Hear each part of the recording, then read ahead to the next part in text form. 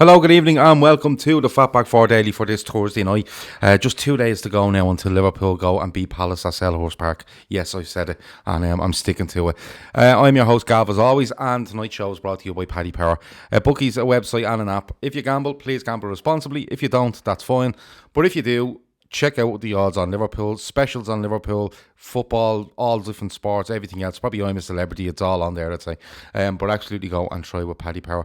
Tonight, my guest is Peter Smith, and Peter has decided that, listen, yeah, Gav, we'll try and talk about football, but the random stuff is what I'm into, so absolutely go and do that. Apologies for that sound coming through. That's me being an absolute idiot with regards to my phone and being right beside me and the volume being turned up.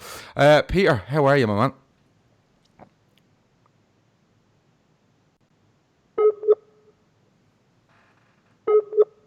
I've lost Peter. I've lost the connection with Peter from the outset. So that's... Oh, Peter's back.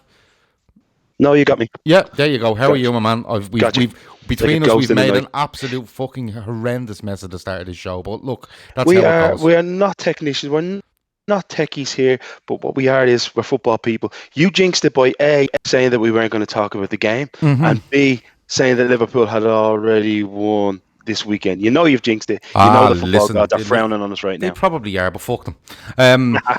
Peter, listen, we will get into Palace and we will get into Liverpool and we will get into the Premier League and we will get into wherever you want. But if you wanted to start with one topic, what would it be tonight? Because you were very active on Twitter today with loads of suggestions, and I went, this could go on. Like, you know, I've brought a packed lunch and everything with me for this. I want to talk about Jose Mourinho. Oh dear, we've done this for 2 nights, 3 nights. Well, then let's not. No, let's talk about. I tell you what, let's talk about the fact that everybody seems to be talking about him as if he's, dead, gone, a dinosaur. I have to say, and in fairness, you have to hand it to the lads at the Transfer Podcast, Duncan Castles and his mates there. They broke it early doors, and, all hell seems to be broken loose. The millennials are out in force, saying that the football is going to be dark ages, misusing words like pragmatism, when these guys don't understand that pragmatism doesn't mean defensiveness. Pragmatism means using what you've got to the best of its ability. I just don't think it's the doom and gloom story that it could be. I think Spurs fans should be really looking forward to something. I mean, it's a ruthless decision, but sometimes ruthless is necessary. That's all I have to say about it. We can talk about Funderland if you want. Funderland. Well, here's one for you. Ant Dicko says, jam, butties or chocolate spread? Ooh, you've got to have chocolate spread, especially this time of winter. Nutella, Yeah, I have to say I was on the fence till I moved to Spain, and everything has Nutella in it. So yeah, I'm a convert. Gotta say, I'm not a big fan of jam. I grew up on jam. Come on, you can't be from Dublin and not like jam. Oh, I didn't. Really? Yeah, no, jam wasn't my thing, and the marmalade wasn't my thing. I love a slice of batch bread with loads of butter on it, though. No, batch. Now you're bringing it back. I had batch bread yesterday. I just bought it randomly in a shop because I just seen it and went, batch, oh, yeah, I'll have that. And between me and my daughter, we had the whole fucking thing by about 9 o'clock last night. But he says jam butties are lemon spread. Lemon spread? That's a bit weird. Yeah. It's a bit is that weird. Lemon curd? Is that what I'm thinking? Probably. It sounds like somebody with a bit of a sour taste. Everton supporter, maybe. Maybe likes the bitter taste, you know. Yeah, don't do that. See what I did there? Yeah, I know. You're dying to get onto Everton as well, and we may do. Chris Pross asks, Chinese or Indian? Oh, it's got to be Chinese, mate, all day long. Yeah, Chinese for me as well. I'm getting one after this show, by the way, just to let you know. Happy days. I'm going to sit down and try my best to watch Rocky 4. So, there. It's a nice romantic evening in for one. Northred says Mourinho is hanging about and will hang about until he thinks he's in contention for the Liverpool job. Would you ever see him getting the Liverpool job, or would you ever like to see him as Liverpool manager? Well, first of all, Jose Mourinho is a known Liverpool supporter. I mean, this goes all the way back to him sitting in stadiums and having "You'll Never Walk Alone" on his theme song and some Liverpool wallpaper. He has let it known that he's a fan. I mean, he's a football fan like all of us. I think he's the sort of character that nobody wants at their club until he joins the club, and then all of a sudden it's a Jose party. Because let's face it, he won 20 major honours at this stage. But the way things are, I wouldn't swap Klopp or that style for anybody. You just wouldn't, you know. No, you absolutely wouldn't. But Look, I'll put it to you this way then. What about if Klopp was to leave in 2022 and Mourinho was available or came out and said he wanted the Liverpool job? Would you like to see him at It's Liverpool? controversial. I'd probably go down the Philip Casey route and say, okay, you can take over the defensive coaching if you want, but we'll leave the attacking stuff. After watching what Pep Linder seems to be about, I'm not even in the Steven Gerrard camp, to be honest. Either am I I. think you we're in danger of disappearing down the, dare I say it, the Graham Souness route, appointing somebody based on nostalgia. I think that'd be a huge mistake. I don't. Steven Gerrard was an excellent player, but he's a lot to prove. I mean, there's a good 10 years of proving himself in it before he gets anywhere near being at the level that we would require. However, I would like to see Pep Linders. If Klopp leaves realistically in 4 or 5 years, I'd like to see Linders given a go. I'm kind of on that bus as well. Mm. I've said it before. I just think the thoughts of Steven Gerrard being Liverpool manager terrifies me. I think if there was ever a job that would swallow a man up, I think that would be it. You know, and Yeah. we see, and I've said it countless amount of times. The whole romantic idea just doesn't work. It hasn't worked for United. I don't think in the long run it'll work for Lampard. It didn't work for Kenny Dalglish when he came back the second time. You know, I just these jobs can swallow you up, and the romanticism are all. Don't get me wrong. If Gerrard went to, I don't know, France, Germany, Spain, Italy, even the Premier League, and had a good couple of seasons where you thought he's really progressing the club and this is what he's doing, you may be in with a chance. But right now, I'm one of those that is just terrified of him being a Liverpool In manager. fairness, you mentioned Frank Lampard, and it's interesting. I think Frank Lampard has been helped by the fact that expectations have been lowered because Chelsea's spending power is redundant. They're not allowed to spend, and I think that this is where things can go wrong. I mean, I personally I don't understand why. For example, you'll see fans get their knickers in the twist about the fact that we can't spend this, we can't spend that. Sometimes it's good to consolidate what you have. Bring these lads like the Tammy Abrahams, back into the club from successful loan spells and see how they go. I mean, the game hasn't changed all that much. It seems to me that everybody's obsessed with, if you don't have a Portuguese, Spanish, or Italian passport, well, then you can't be much cop. I mean, if we, for example, take our example, we've got Harry Wilson out on loan at Bournemouth. Who's to say that he mightn't be a better or as good of option as, I don't know, a Timo Werner, certainly as backup to the front three. I know it doesn't sound as sexy as bringing in somebody that's, got 35 goals in the last 50 games that he's played for his club in Germany, but who's to say it wouldn't be just as successful? I think there's a bit of an obsession about, the grass is greener on the other side. Lampard seems to be reaping the benefits of not being able to spend money, and I think that's worked to his benefit. It's a good example that you use from me. No, it's just one of those. I just don't get me wrong. Time will tell with Gerrard. I think he's doing a decent job at Rangers, and we've gone over this loads of times. I think he's doing a decent job at Rangers, but it's hard. Hang It's on, hard a not. No, it's hard decent not. job exactly Yeah, at no, Rangers. it's hard not to. You know. Do you know that kind of way? Exactly. Right, okay, you could throw the whole financial situation that's at Rangers at the moment, and you could say, well, there's a burden on them. But at the end of the day, Rangers on the financial burden against whatever the other 8 of the 9 teams left in that league, they're still going to come out and finish second. It's one of those. I did see somebody there say they had 4 tickets available for the Crystal Palace game. It might have been a Twitter account, Collect Tickets, I think it's called. If people want to get on there, I don't know who that person is, just to let you know. But if you want to contact them, if anyone's looking for Crystal Palace tickets and you feel they're reliable, the message come up there, and I usually try to read out as many as I can. But I can just tell you, I do not know that person, so that's I just don't something that come like up. Selhurst Park. I got to say, I've been there a few times. I was there the day that Dele Adibola broke Chris Kirkland's leg. I don't know if you remember, that's way back, I think in maybe 2002. I'm not sure. I think we might have lost that game 1-0. We drew it. It was an FA Cup game. I think we drew it 0-0. We might have lost. I'm not sure, but I remember I'm not being 100 yards from the crack of Chris Kirkland's leg. So You don't like it. you couldn't drag me kicking and screaming into Selhurst Park. To be honest. And Dicko says 3-1 to the Red Men, a Mane hat-trick. Oh, yeah, listen, just to let you know, if you have any bets or specials or any sort of predictions for the weekend, throw them in here. I do have to put the free bet on Saturday morning, so between tonight and tomorrow night, I'll have a look at the bets. I'm really liking the,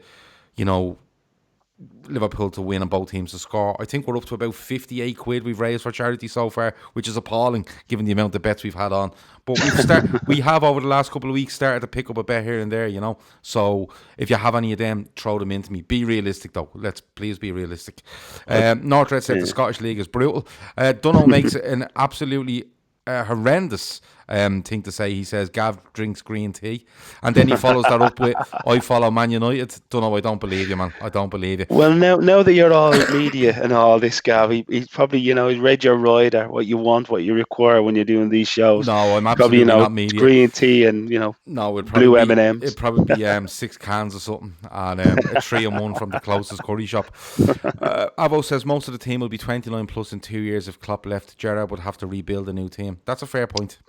That's a fair point. Trent is yeah, I know where he's coming from, but when you look at Mane, you look at Salah, you look at Firmino, you look at, well, Milner is obviously one, but you look at Henderson, you look at Van Dijk will be in around 29, Matip will be close, if not beyond that. Robertson will be probably 28.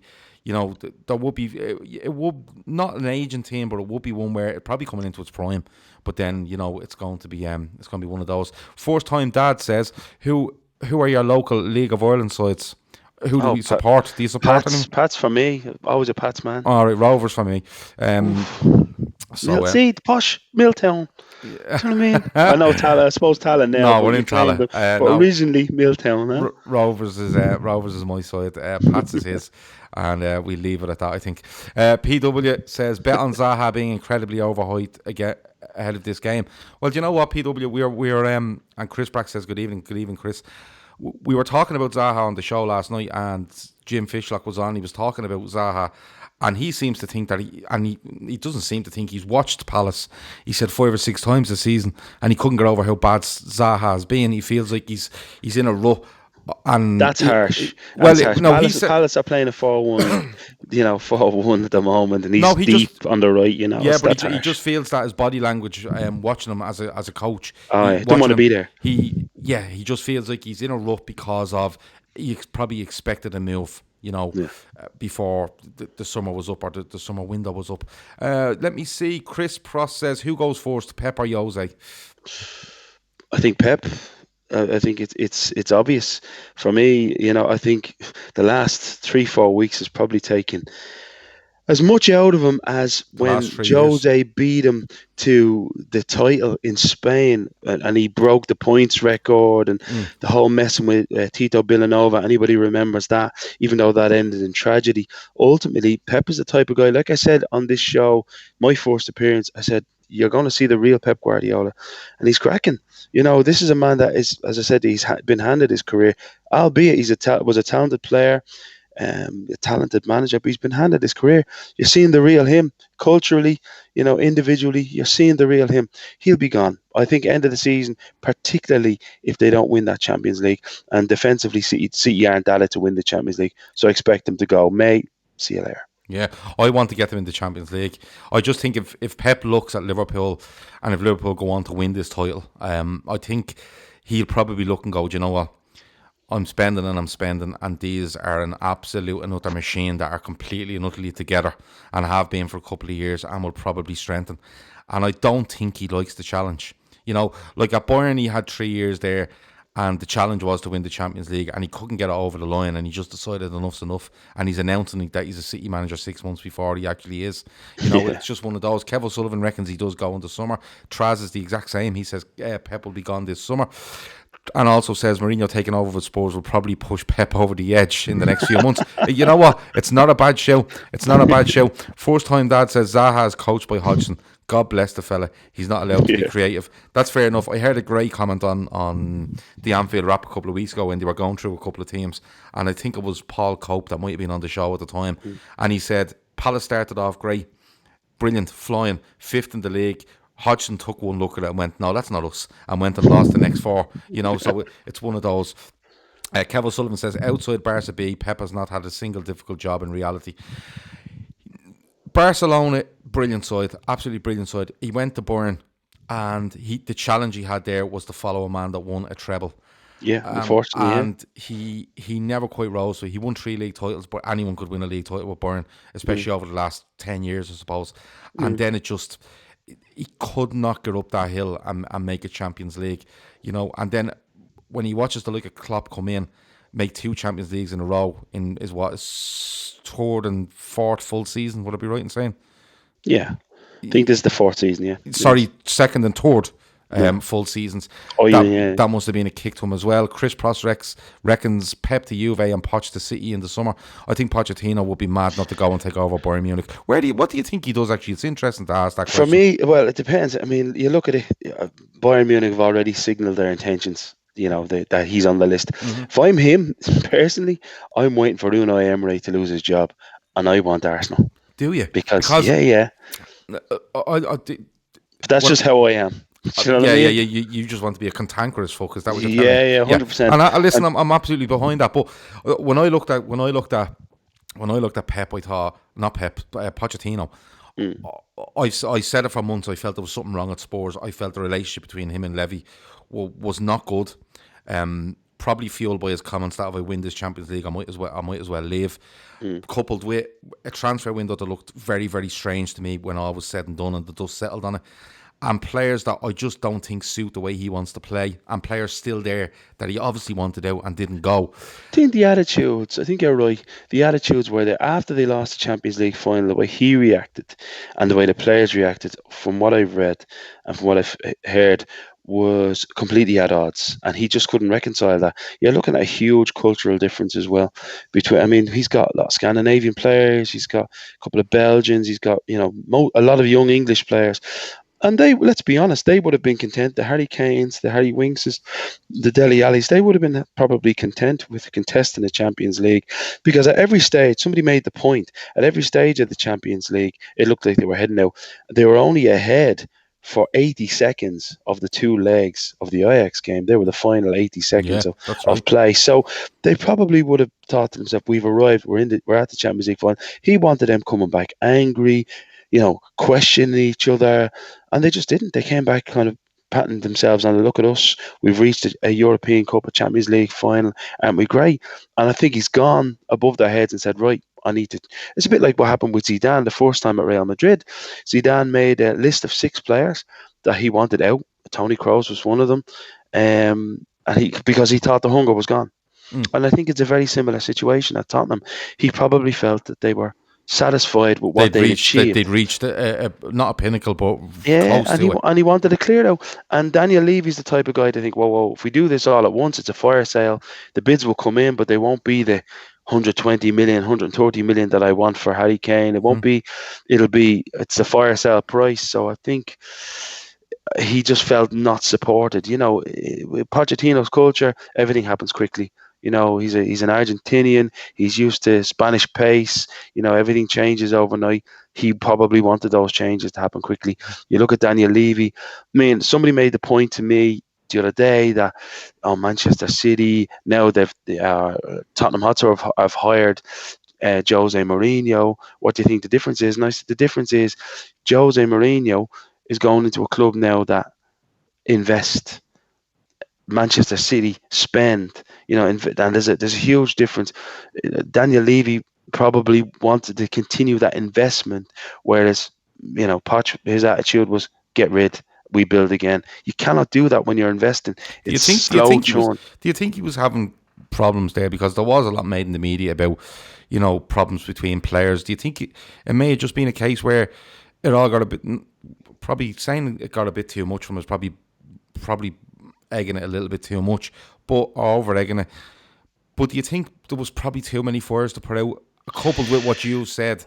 You have players here that are walking around going, I'm a Champions League finalist. Okay, I didn't win, but look where I got to, and smelling themselves a little bit.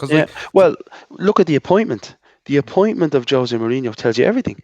Tells you that that's probably the case. Daniel Levy will feel that Joe Lewis has invested to the level of the club, got the players there that should be winning things, not walking around content with themselves. So then it's not a player change that's required at Tottenham Hotspur. It's a culture change.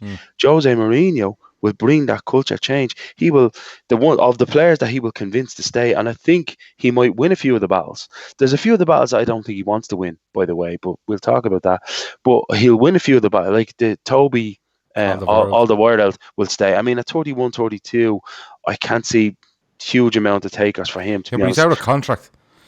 Yeah, he'll sign a new one. He may do, because he's a player that Mourinho wanted. And he actually, Jim Fishlock said last night he doesn't feel that Danny Rose will be there. I think Danny Rose was a player Mourinho tried to sign United as well. There's loads of comments coming in here. I think it was Glenner said you can't write off Pep Guardiola's achievements. Money doesn't guarantee his success. When it comes to Guardiola, I think everything was in place from, like, Bayern were signing players from before he got there. City were signing players from before he got there. It wasn't like he had to come in, assess the situation, and go from there. It was being built before he arrived. Listen, look at Manchester City. Look at when they announced this whole PR campaign around formidables. That tells you everything about how insecure they are about their own achievements. The real achievement. The Sheikh Mansours of this world invest money for Europe. They don't care about the Carabao Cup, the FA Cup. The FA Cup. Everyone cares about the Premier League, but they include the Charity Shield into that. Yeah, they'd probably take 2 second places in the league if it meant the Champions League. Of course they would. Yeah, Listen, absolutely. Let's be honest. Liverpool would swap trophies now with Manchester City for this season. If you follow me, they would take the Premier League and vice versa. I wouldn't give. Personally, as a Liverpool supporter, I don't care if Liverpool win the Champions. Listen, love to win it back-to-back Champions Leagues. We've got to win that Premier League. Yeah. And I think at Manchester City now, in order for the achievements to be validated, they've got to win a Champions League or two. To be honest, almost $1 billion spend. You've got to win something in Europe. Absolutely. Loads of comments here, right? So Traz had a comment in there, and I really liked that, and it's just gone on my screen, and I'm really upset. I'm blaming fucking Peter on that for talking too long. Dixon says, fantastic show, and enjoying as always, keep it up. Well, listen, if you're enjoying it, share it, go onto YouTube, subscribe, do all that, hit the notification bell icon. There's all sorts of stuff going on. First time Dad says, Poch to Napoli, you heard it here first. Dunno says, Mourinho is done. Age catches us all. I'll come back to that in a second. PW says Winks will end up at Everton with the rest of the 30-year-olds with potential. That's a decent point. Traz says, I get the impression that a lot of sports fans want to offload Danny Rose. Can't say I blame them. Is that just poor? Yeah, and didn't Phil say that Winks would end up at Man United at some point? Phil said an awful lot. Listen, I can't go back through Phil's portfolio to see what he said. Mourinho will succeed if you can teach an old dog a new trick. I made the point last night, and I know where Dunno's coming from, because like people are saying there, Ancelotti could be not in trouble at Napoli. I just think there's an absolute murder going on at Napoli at the moment. They're talking about selling all their squad. That they nearly didn't have their home games in the Champions League at their ground because of it needed to be fixed. It was in bits. And look, Dino De Laurentiis is a very, very temperamental owner. Oh yeah, but anybody with can deal with him. With Ancelotti, people will say, I love Ancelotti, and because he's been in jobs and he's kept them going, and he goes out of the game and comes back in. But the one thing I don't know if you agree with me, and I'll bring it back to last night's show, and I'll ask you the same question that I spoke to Jim about. Me watching Jose Mourinho. Now listen, I love when Jose Mourinho had a breakdown at Chelsea. I loved when he was off the wall at Madrid. He was brilliant at Inter Milan. When he comes back the second time at Chelsea, he has another breakdown. He goes to United. Everyone thinks that's it, that the Premier League is sewn up now. United have all the money and this manager, and it was an absolute car crash because egos struck people that want to take money from it out of the club, and it just didn't work. But watching Jose Mourinho, for me, I just feel watching him in the Sky Studios. Now it's probably not a great barometer. I'm going to caveat with that, but watching him, he looked a hell of a lot more relaxed than I've ever seen him. He spoke a lot more openly about the game and how he feels about the game, and about himself, and his ideas around the game seemed a lot different to what we would perceive his ideas to be. And I always go back to the time he spoke about Arsenal, and I remember at the time Arsenal fans thought we're sacking Emery, we're going to end up with Mourinho, and a lot of them were in favour, a lot of them weren't. Okay. And he was talking about Aubameyang, and he was saying, well, if you play him here and you get this out of him and he makes them runs and you can do this to teams. And I thought that was a massive sea change in what Mourinho used to talk about, because when he used to speak, he would always talk about what this player could do for his side, and what he could do A, B, and C. So just the change in the way he spoke, I thought was massive. I think I lost you there for a minute, Peter. But Do you get the gist of what I'm saying? He looks a lot No, I more got you. I relaxed, got you. Got and you. I'm wondering if the breakout Yeah, of football has made I him think. think Listen, of a new direction he needs to take. of course, this is a man. This is a man that speaks 6 or 7 languages. He's a highly educated man, highly well read and studied guy. This type of guy is capable of change, capable of a lot of things. But again, it comes back to that word pragmatism.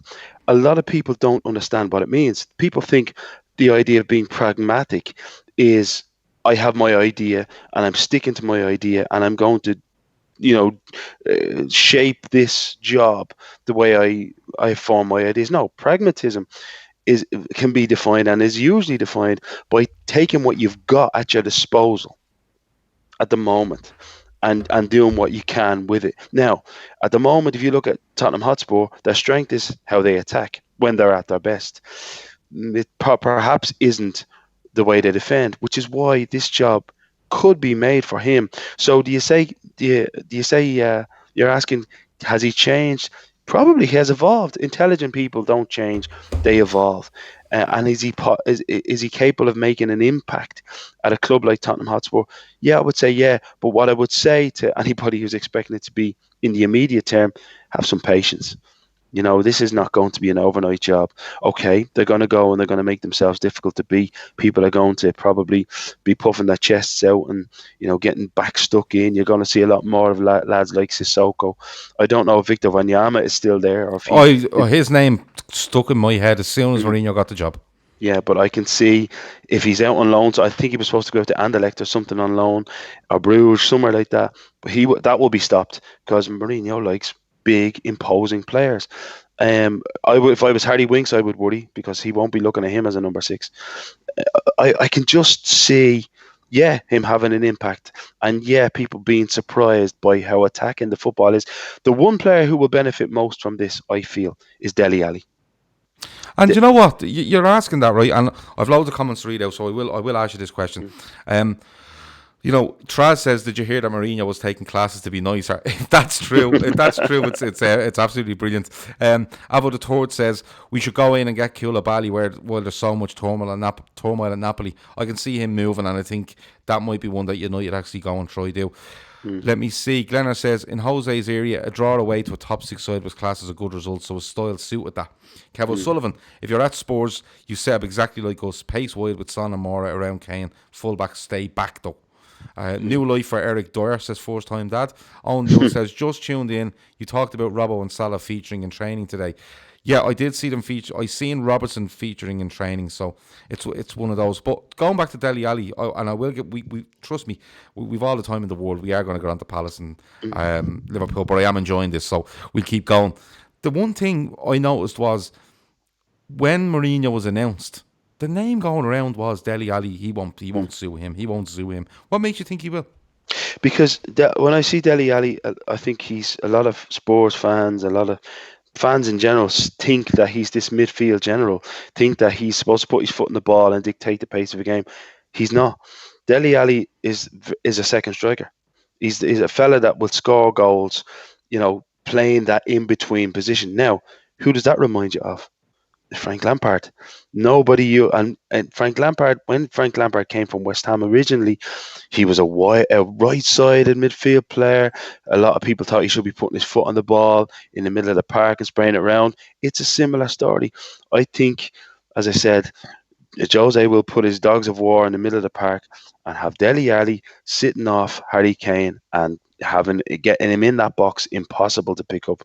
Dele Alli will benefit greatly if he can sort out his relationship with Mourinho, which, by the way, people don't realize Mourinho is the master of getting inside fellas' heads, speaking their languages. He's very intelligent, very good at leveling with people. If they can get that side right, he'll get that boy playing, definitely. Yeah. Liverpool versus everybody says you know that kind of way, and I know why he's saying that because I say that all the time. So he's obviously pulling me up on that. And thanks a million. I'm trying to stop saying that as much, but I don't know why I do it. You know that kind of way. Dunno says Ali will suit, Winks won't. we'll have to wait and see. There's a lot I of agree with him. I agree with him. yeah, maybe Not so. with Mourinho's setup. Winks would need to be a foot taller and a lot more mobile. I think, in fairness to Pochettino, he likes a number 6 that can play. That can knock it about. A little bit like what Chelsea have in. Well, he's not in the same class, but in what's the Brazilian lad that takes the weird penalties that scores them all? I can't think. It'll come to me. Jorginho. Yeah, a little bit like that. But we all know what Jose Mourinho's number 6s are like. They're killers, or else just fitness So freaks. I don't think he has it. Glenner comes in here and he says, you can't say Jose has evolved and then liken players to his 05 side. Do you know where he's coming with that? But what? Yeah, I do. But why not? Why not? I mean, evolution is not about. It's not about just how he sets up defensively. The Mourinho is not going to change the way he sets up defensively, as in what he expects his defensive midfielder and his back four to do. But what might have evolved is there might be some more freedom for wider players. He might have looked, for example, at that fluid front three that Liverpool have, or the fluidity that Manchester City had, and think to himself, maybe if I can get a couple of the right players to stick around, they can do something similar in the final third for me, and I can get a real balance going here. So why not? That could be. He could have evolved naturally by watching what's working in the Premier League. Why not? Yeah, that's what I think it is. I think he has watched. I think it'll be interesting to see who he brings in as his backroom staff. I don't think it's the standard backroom staff that usually go from club to club with Jose Mourinho. So we'll have he to won't wait and have see. Rui Faria, because I think Rui Faria let him down, unless he has appointed him, and I don't know. But I think the difference with Spurs will be he's going to bring in. I think he has suggested that Spurs should bring in a director of football. And they're looking at the chap, I can't remember his name, from Lille, that's had all the success bringing through the Nicolas Pepes right back Don't to know. Eden Hazard. Don't know who he is, but I think what the mistake that he made at Manchester United was not having that buffer between himself and a very confusing and confused board. Jose Mourinho and Woodward are speaking two different languages. I think he wants somebody to absorb basically the shit that comes from dealing with individuals like that. I can't see Jose Mourinho wanting to deal with Daniel Levy on a daily basis. And I think the two lads are educated enough to know that they shouldn't. So I think you'll see in the next couple of weeks a profiled director of football coming. Not a nonsense name like Rio Ferdinand. this is ridiculous stuff. I'm talking like an experienced professional, A Monchi type who knows how to translate what's going on the park with the coaching staff to what's going on in the boardroom, and vice versa. Okay. This is, I look at Rio Ferdinand sometimes and people like that on the television throwing their hats into the ring saying I'm a director of football. Yeah. You're a fine break. player, Rio, but sit down. Just sit down and shut up. Leave this to the professionals, Yeah. Dixon87 says, have you lads seen the 888 video of City and Tottenham fans saying how much they hate us? It's hilarious. No, but Dixon, if you could send it to the LFC Day Trippers and tag us in a tweet, and we definitely have a look and probably go on a little rampage on Twitter, because we love nothing more than that. And there's about 11 lads that have access to our account, and they just love annoying people. So we are the people if you need us to do that. Let me see. Northred says, I don't mind the Mourinho goes around taking points off your Leicester and Chelsea's, etc. That we new manager burst would suit us when they have City. Yeah, absolutely. Let me see. We have to speak about Palace and Liverpool. We have to get it in somewhere. Although we are having a great debate here about everybody else, but mostly Jose Mourinho. We tried not to talk about him, but we did. We got there in the end. We have about 5-10 minutes left tops. So if you have any random questions or you have any bets for the weekend, throw them in, and I'll know to look at them afterwards, and I'll know what time point to watch out for them. But random questions and bets, throw them at us, go, because me and Peter are going to have a little chat about Palace. So, Peter, you're not going to Palace, you're not going to Selhurst Park, even if we're kicking and screaming. But Liverpool go there on Saturday, and it's after an international break. You throw all these kind of sayings in after an international break, starting momentum again, tough place to go, tight pitch, blah, blah, blah, blah, blah. At the end of the day, we should be going and beating Palace, whether it's home or away or a neutral ground or on the moon. That's what's expected. Listen, in the days when we had a dodgy defence and an even dodgier keeper not too long ago, I would say I'm a little bit worried about this. But you know how it'll be. Palace will set up their stall, 2 banks of 4. If Christian Benteke is lucky enough to be on the park, he'll be the lone ranger in the final third. I don't worry about him. The only thing that might do us again is set pieces. We need to be careful in and around our own box with this because they've got a lot of big lumps. But that being said, listen, I hate putting the mockers on Liverpool, but I expect us to have at least 70% possession of the ball. And the key to playing against Palace at Selhurst Park, you get the early goal, they collapse. Liverpool score early, we'll score 3 or 4. If they don't, it'll be tight and we'll win it 2-1. Okay. Nordred asks, is Zaha fit? I haven't heard anything about Zaha not being fit. I did hear about Joel Ward being injured, and I think Mamadou Sakho might be out injured as well. But other than that, I have not seen anything else. Liverpool versus everybody says harsh but true, Kevin. Good to see someone else say it. I don't know what that is. Chris Brack says 3-0. Mane, Firmino and Chamberlain. Fabinho to be yellow card. Yeah, because he's due a ban, isn't he? Yeah. Chris Pross says Fabinho booked, so he misses Brighton. So we're all on the same him, she here. Stocksy says Palace will batter Liverpool this weekend. Bogey team. Don't think so. I don't know. No times to be battered. Kev O'Sullivan says 2-0 win. Mane scores any time. Fabinho to get booked 7+ corners. He's obviously throwing a bet at me there, and I will go have a look. Anto G 123. It's your man from Anfield Agenda in the AAA video clip, Craig something. Yes, I know who he is. Fella. I know who he is, and I'm not discussing him. Maverick says, let's see how Spurs look after 4 months to see if Josie has truly evolved. That's the proof of the pudding being baked. Yep, that's an absolutely fair point. First time Dad asks Stocksy to stop being a troll. Listen, he might just be He might be just a Palace fan, but he does hope that Liverpool go on a massive slump and slide down the table. I don't think so. Glennar says these games are going to be our toughest, a la Sheffield United, Villa, etc. Yep, the way teams set up, it could be, but we are finding ways to win games, so we'll have to wait and see. Get at Palace early, keep them quiet. 3-1 win, says Maverick. Glennar has won all, and he did say that last night. He feels it's a little bit of a banana skin, and I don't want him to be right. And I know Glennar's a nice fella, but I really don't want it to be right. Let me see. Stocksy hits back and he says, you can't tell me that Palace aren't Liverpool's bogey team. Always struggle against them. I think I'm right in saying they beat Palace twice last season. Yeah. And the season before, I think the season before, I think they Palace beat them. are the last team to beat us at Anfield, remember? April 2017. So, yeah, you could probably call them a bogey team because no one else is beating us. Yeah. So, it's Palace, the last team to beat us at Anfield, and City, the last team to beat us in the Premier League in about 51, 52 games. Let me see. Dixon says, we need to give the worst manager in our history a hiding and put pressure on City and Chelsea. No complacency against Palace. Work hard and get the points, says Maverick. Absolutely. Nordred says, I want to see us spank someone, send a message out. Almost halfway stage. We are overdue a hammering of someone. Are Mo and Robbo fit? I don't know if Mo and Robbo are fit, Maverick. I did see Robertson kind of training photos, having a mess with Trent Alexander-Arnold. I haven't seen photos of Salah, but someone did mention earlier that he was in training. But then someone countered that. He won't be risked. I think Milner's going to start. Yeah, Milner's going to start left back, definitely. Okay. Chris Brack says Liverpool have won the last 5 games at Crystal Palace. So, there you go. Nobody seems to have any random questions, which is very, very poor. But while I give them their last chance to come out with some random questions, I got to ask you, give me a lineup, Peter, with everything that's taken into consideration, Salah, Robertson and different bits and pieces, Henderson being ill during the week as well, I suppose.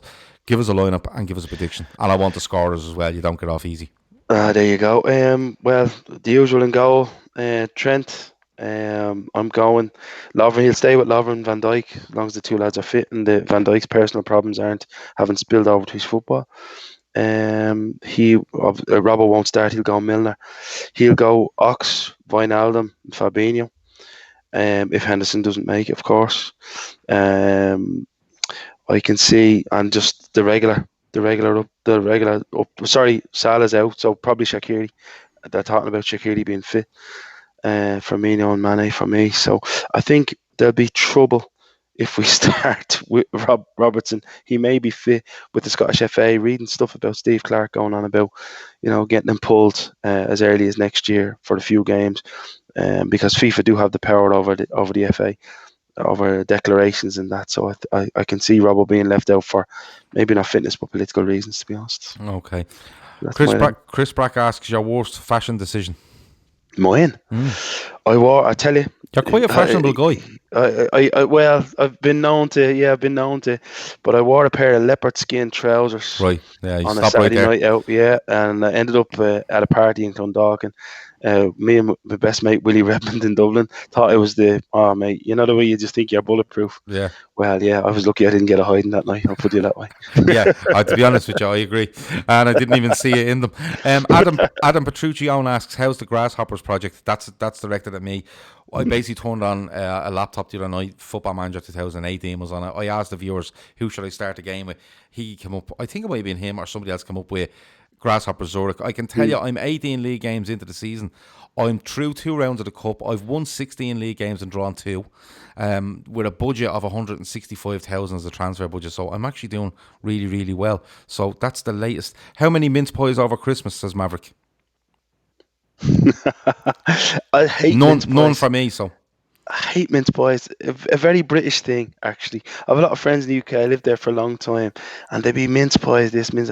They're like, I don't know. It's like the worst combination ever. I put one in my mouth and I was like, this is just awful. No, It's like they're not for awful. me. They're not for me. Another question? What's your prediction on City Chelsea at the weekend? 2-2 draw. 2-2 draw. Nice one. Yeah. Nice one. Traz just shouts Rod Stewart at me. I don't know why. Celtic. Maybe, or I don't know. I really don't, Traz. You need to come back and let me know what's going on there. Here's a random one. He says Liverpool versus everybody. What was the word Grizz said that almost killed him on the stream the other day? Oh, the word was synonymous. And if you know Grizz, when words come out like that with 3 to 4 syllables, it comes very close to ending them. It really does. Let me see. Maverick says he restricts himself to a max of 4 on Christmas Day and 3 on Boxing Day. Poor. That's not bad. That's just, it's probably 6 in the packet. We'll see. Disgusting. Absolutely disgusting. Dixon says, screw the FIFA rules. United were up to all sorts in the 90s with gigs in Wales. Yeah, I think it's changed a little bit. First song you'd pick if you had to do a karaoke. Oh, mate, what a shout that is. What a shout. You probably have to go with Killers. You'd have to go with all these things that I've done. You know, I got soul, all that. You got to go there. You got to go. Okay. What about you, mate? Do Rovers have any songs? Rovers have loads of them. Rovers have loads of them. I tell you what I would go for. That's a very good question. Can I come back to it? Yeah. I'll come back to it in a minute. Dunno says, random, does Gav play golf cross-handed? No. I'm right-handed in golf. Cross-handed would mean your left hand down below your right-handed you play. No, I've actually changed. I've changed grip in the last couple of weeks, and I've gone with an interlocked grip, which is really difficult for me, but I'm going to stick to it. I watch a guy on YouTube called Rick Shields. He's a PGA pro. He brings out YouTube things every day, and he talks to you like you're a mid to high, handicap golfer, and that's the way you should be spoken to when you're a mid to high handicap golfer. And he breaks everything down. So anybody watching that's into golf, go to Rick Shields on YouTube. He's a ridiculous amount of subscribers, but he puts out some brilliant videos previewing and reviewing, golf clubs, putters, all sorts of stuff. He's brilliant if you're into golf. So there's the answer to that. I'll come back to the karaoke. I'm still thinking. Let me see. Crows and tunnels are far more scary for Grizz. Grizz was once on a camel and likened it to being on a plane. He was that high up, and then likened it to the height of a double-decker bus. So that's where. But listen, let me tell you something. Grizz is one of the nicest humans you will ever meet. He's just the best, and anyone that says any different is off their rocker. He's absolutely brilliant. He's good crack, all right. He's absolutely brilliant. Mr. Brightside or Pulp Disco 2000, says Chris Brack. Legendary choices there. Dix in 87, The Beatles or Oasis. Liverpool versus everybody. Brand of cigarettes you smoke. John Player Blue. I must have told people on here I smoke. I've probably left the show and had to smoke and come back at some stage. But no, John Player Blue. When I'm in England, it's usually Lambert and Butler Silver if I can get hold of them. So I'll tell you what I would. Some might say by Oasis. Not bad show. But a lot of Oasis. All the City fans would be happy tonight. I would like the acoustic version though. Yeah, in fairness. Okay. If you go on to Spotify and you type in, some might say acoustic, it's a brilliant version of it. Listen, the ultimate gig it was the night that they fell out. Do you remember years ago we were kids? They were doing a gig and they fell out, and Liam ended up watching Noel just doing acoustic set. Oh, an MTV Unplugged. The most amazing thing I've ever seen. Yeah. in fairness, he was on fire. Noel Gallagher, as much as he spouts an awful lot of crap about Manchester City and about Liverpool, he is something else. He's brilliant. He is, And but I he tell is. you, they broke up at Oasis, and I steadily lost interest in both of them as it's gone on. But Liam's an absolute, Yeah, but like it's not even that the music that they produce now. I've lost. They should just listen. They should take the 100 million each and just turn around and tour Oasis and be done with it. Does Grizz live in a bungalow? No, he does not. He does not live in a bungalow. I can tell you that. Always loved. Some might say good choice, mate. Seriously, on Spotify, type in some might say, and I think it's called acoustic version, or it might be. It's a different version of it, but it's a brilliant version of it. I'll tell you what. I'll throw it up on our Twitter page after this. That's what I'll do. Let me see. Liam is playing in Liverpool right now, says Dixon. Can you hear him? Any good? I don't like him. Maverick says Mo Salah running down the wing. Yes. Kev O'Sullivan says there's still a pair of knobs. Fair enough. Peter, anything else before we go? Yeah, I want to give a big shout out actually to some of the other podcasts out there. I don't think that's allowed. Our mate Ray that runs the Manchester City podcast, a gentleman, huge advocate for anti-racism as well out there, and obviously Duncan and his mates at the Transfer podcast. They're all tuned in. I don't know how well that'll go down. Philip Casey will interview, but they're tuned in tonight. They're watching us. And they're good lads, I have to say. No, listen. I don't agree with a lot of what Duncan Castle says. I know you don't. That's why I mention him all the time. I'm going to say that, and I know you're mentioning it to try wind me up. I don't agree with what he says. Maybe it's more of the way he does it, and it's probably to stoke a fire, and that's fine. But maybe the way he does things, I'm not a big fan. I'm perfectly honest with you. Would I sit down with Duncan Castles and have a talk about football? Absolutely, I'd sit down. You might have to. You might have to. If I have to, I will. How does that sound? Let battle commence. What's Muslim food? The ignorance. What's Muslim food? Did somebody say Muslim food?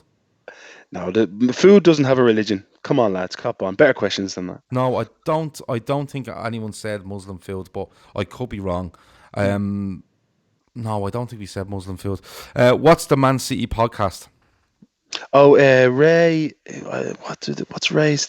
Anyone that knows Ray, you tuned in tonight.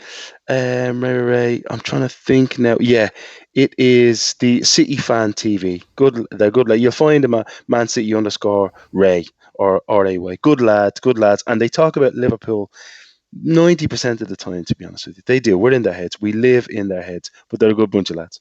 Okay, no worries. Let me see. Teo says Liverpool rule on Pro Evolution Soccer. Yes, we do. I have that one. I think I have the latest one. Man, have you even got FM20 yet? It's disgraceful. You talk about FM, you've still got version 8. Is anyone out there that I know can just throw a copy of FM20? You don't want to do that. I'll end up not being able to. This is how it works, mate. I'll end up having to be. I'll end up not doing this show because I'll be stuck that much into it. It takes over your life. I do remember. Oh, by the way, can I shout out to the Lawsons, please, who every time I'm on this show don't bother to turn up. And I know, friends of mine don't turn up. Paddy's a technophobe. He's no good. He struggles the whole conversation over the phone. And look, Shawnee's just too good looking to be messing around with anybody like us. I've seen that. Let me see. Duncan Castles was seen leaving Sports Direct with a sports short with Mourinho one on the back. So that may be the case. Someone said Grizz eats Muslim food. Did someone type that? Because I don't think I did. Grizz eats halal food. I can tell you that. There you go. Because I do know when we're in Liverpool or in Dublin or anywhere else, he does ask, can we go somewhere that is halal? And I usually say no. Just take him to Georgia Street. No, I usually bring him to a pub and get him fish and chips. And the last time we met in London, I can't remember where I got him, but no, he eats halal food, and me and him have a little joke about it because he slags what I eat and I slag what he eats. Long show tonight, Gav. Yes, Avo, it is 51 minutes ish. I hope you enjoyed it. That's the end of it. Peter's done that many shout outs that there's no one left on the internet, I think, to finish off with, or is there anybody left? Good night to everybody. Peter, thanks a million for joining us. No worries, buddy. Great stuff. See you in a while. God bless. God bless. Good night to everybody watching. Good night to Duncan Castles. Good night to all the Man City podcasts out there. It's been emotional. We'll be back tomorrow night with a Crystal Palace fan to actually discuss the game in detail. Thanks for joining us. Over and out.